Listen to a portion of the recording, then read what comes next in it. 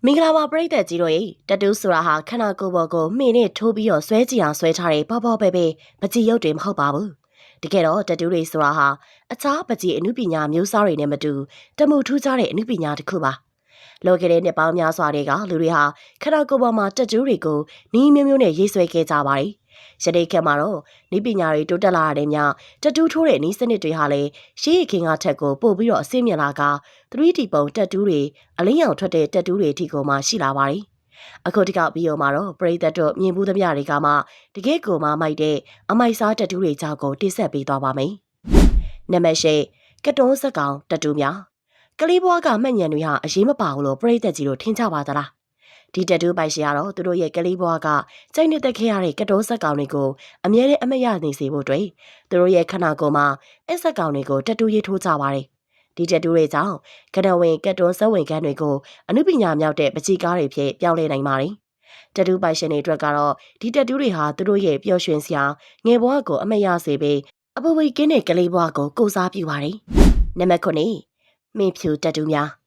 းတက်တူးလေးထိုးခြင်းနဲ့အင်္ဂါအမေစုမလေးကြောက်တယ်ဆိုတဲ့သူတွေအတွက်ဒီတက်တူးကိုထိုးဖို့အတွက်အကြံပေးလိုက်ချင်ပါတယ်ဒီတက်တူးတွေကအရန်ကုန်မှနူးညံ့တဲ့အဖြူအောင်ကိုအသုံးပြုထားတာကြောင့်ရုတ်တရက်သတိမထားဘဲနဲ့ကြည်လိုက်ရင်ထိုးထားမဲမသိရပါဘူးသူတို့ကအလင်းရောင်ရတဲ့နေရာတွေနဲ့အသားဖြူတဲ့သူတွေပေါ်မှာပို့ပြီးတော့ပေါ်လွင်ပါတယ်လူများစုကတော့ဒီတက်တူးတွေကိုအမာရွတ်တွေကိုဖုံးကွယ်ဖို့နဲ့အရေးပြားမှာမတိမတာလေးပေါ်လွင်နေတဲ့တက်တူးပုံစံကိုလိုချင်တာကြောင့်ဒီမင်းဖြူတက်တူးတွေကိုထိုးလိရှိပါတယ်တခါတလေမှဆိုရင်ဒီတက်တူးတွေဟာထိုးထားမဲမသိရဘဲနဲ့ခန္ဓာကိုယ်ပေါ်မှာသူ့ဘာသာပေါ်နေတဲ့အမက်လူတာမှထင်ရပါတယ်နံပါတ်6လှုပ်ရှားနေရလို့ထင်ရအောင်လှုပ်ပေးတဲ့တက်တူးများပရိသတ်တို့အနေနဲ့မျိုးလုံးထဲမှာတောက်ဝင်လှုပ်ရှားနေရထင်ရအောင်တက်တူးတွေကိုတွေ့ဘူးကြပါသလားဒါဆိုရင်တော့အဲ့တက်တူးတွေကို scan animation တက်တူးတွေလို့ခေါ်ပါတယ်ဖောက်ထွင်းမြင်နိုင်ပြီးတော့အမေရောင်လှိုင်းလေးတွေပါတဲ့ဖလင်ပြားလေးကိုတက်တူးပေါ်မှာတင်ပြီးကြည့်လိုက်တာနဲ့တက်တူးကလှုပ်နေသလိုပုံစံပေါက်နေမှာပါဒါဟာကြည့်ရှုသူတွေရဲ့အုံနောက်ကိုလှုပ်မနေတဲ့အရာကိုလှုပ်နေရလို့ထင်အောင်လှည့်စားလိုက်တာပဲဖြစ်ပါတယ်နံပါတ်5ချစ်သူရေးစားစုံတွေထိုးတဲ့တက်တူးများစေတူတက်တူးဒီဇိုင်းတွေဟာသမီးစားစုံတွေအတွက်ချစ်ချင်းမြတ်တာကိုဖော်ပြနိုင်တဲ့နည်းလမ်းတစ်ခုပဲဖြစ်ပါတယ်ဒီတက်တူးတွေဟာတယောက်နဲ့တယောက်ချိတ်ဆက်နေတဲ့ဆိုတာကိုဖော်ပြပြီးတော့အချို့တက်တူးတွေဆိုရင်တော့နှစ်ခုပေါင်းမှတစ်ခုဖြစ်ပုံဖော်တဲ့ဒီဇိုင်းတွေတောင်မှရှိပါတယ်ဒီလိုဒီထေဘောကောင်းတဲ့တက်တူးဒီဇိုင်းတွေဟာပို့ပြီးတော့တောင်မှအထိပ္ပယ်ရှိပါတယ်ဒါပေမဲ့ဒီဗီဒီယိုကြည့်ပြီးတော့ပရိသတ်တို့အနေနဲ့ရေးစားလေးနဲ့အတူဒီတက်တူးကိုထိုးမိကြရင်တော့တစ်ခုသတိပေးပါရစေပြတ်သွားရင်တော့တက်တူးဆရာကိုပတ်စံတော့တစ်ခါပေးပြီးတော့တက်တူးဖြတ်ခိုင်းရမှာပါနော်နံပါတ်၄အမရုပ်ဖုံးတက်တူးများခန္ဓာကိုယ်ပေါ်ကအမရွတ်တွေဟာဘဝမှာကြော်ဖြတ်နိုင်ခဲ့တဲ့တရားတွေကိုကိုစားပြုပါတယ်အချို့သောသူတွေအတွက်ကတော့ဘယ်တော့မှပျောက်သွားခြင်းမရှိတဲ့တရားပါအမက်လက္ခဏာတွေဖြစ်ပါတယ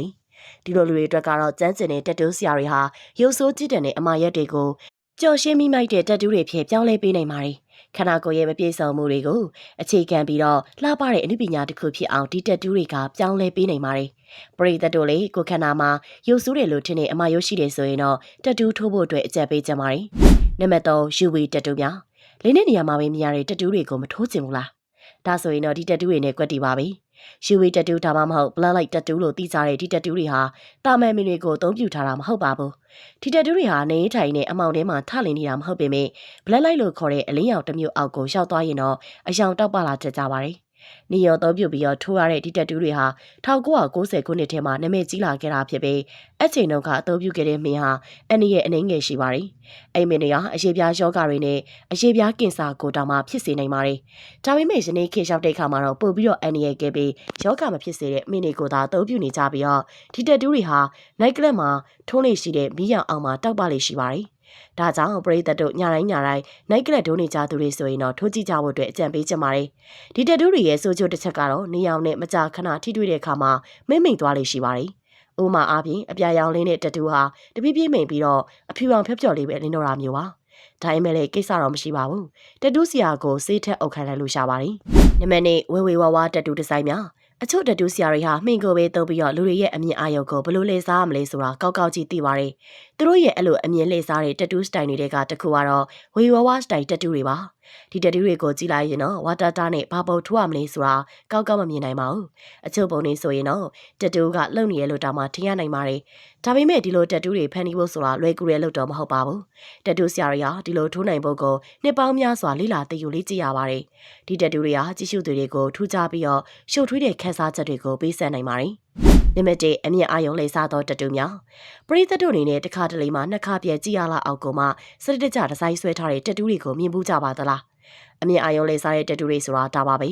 ဒီလိုဆွဲထားတဲ့တချို့တက်တူးတွေဆိုရင်တော့ခနာကိုယ်မှာအပေါက်ကြီးတစ်ခုဖြစ်နေရလို့မြင်ရစေတဲ့ဒီဇိုင်းတွေခနာကိုယ်ရှေ့ပြားကဖောက်ထွက်နေရလို့မြင်ရတဲ့တက်တူးဒီဇိုင်းတွေစသဖြင့်အများကြီးပါပဲ